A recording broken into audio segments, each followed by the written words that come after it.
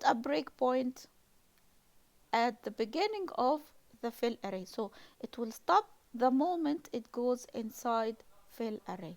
And then what I do is I will start all over again. Right click, debug file. Okay, so starting again from the beginning of the execution. So this is the beginning of the main method.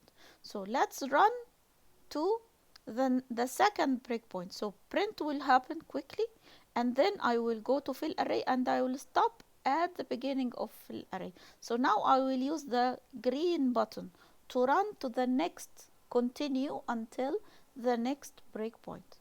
So here I will run, I will do the print will happen, and it will stop before filling the array.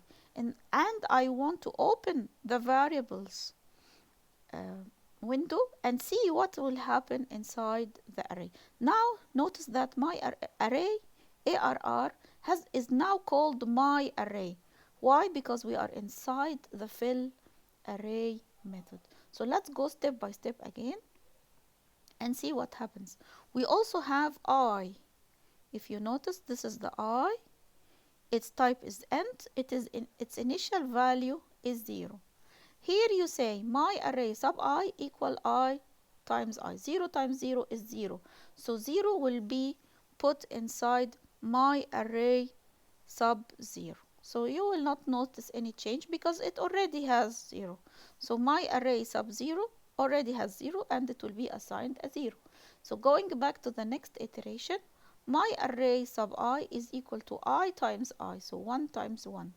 So this will make a small change. See here, my array sub 1 has now the value of 1. Great. So what's wrong? Let's go through another iteration.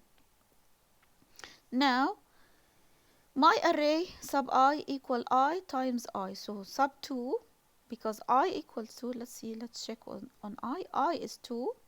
So array sub 2 is equal to I times I. So 2 times 2, it's 4. Great. So next iteration. Okay, so next iteration, the I is 3 and array sub I is 9. Okay, good. So far so good. So let's go for one more.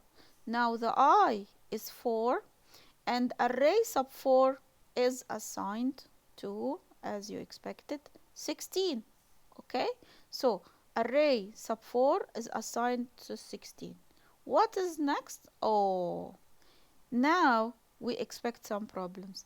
The I is equal to 5 and it says that array sub 5 is equal to 5 times 5, which is 25. But where is array sub 5? We don't have an array sub 5. We have array sub 0 to length minus 1, which is 4. So if the length is 5, the last element in the array is array sub 4. So now it is attempting to go beyond the limit of the array when the I reaches 5. So why did the I reach 5? Because here I is less than or equal my array dot length. So if the I is equal to array dot length, it is still allowed to go inside the for loop.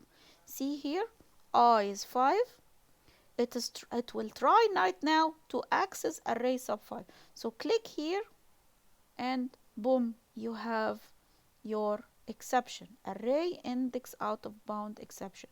So we now know why this exception happened, because you are attempting to go beyond the bounds, the limits of your array.